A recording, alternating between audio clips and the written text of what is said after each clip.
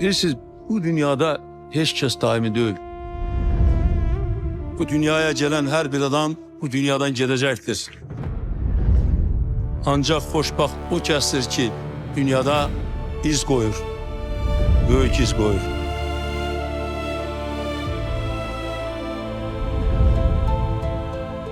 Benim ürəyim Azərbaycanla, gecəm də Azərbaycanla oldu gündüzüm.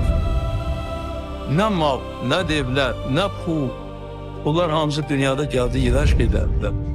İnsan mənəviyyat üçün yaşamalıdır. Mənəviyyat üçün yaşayan insan da əbədi olacaq.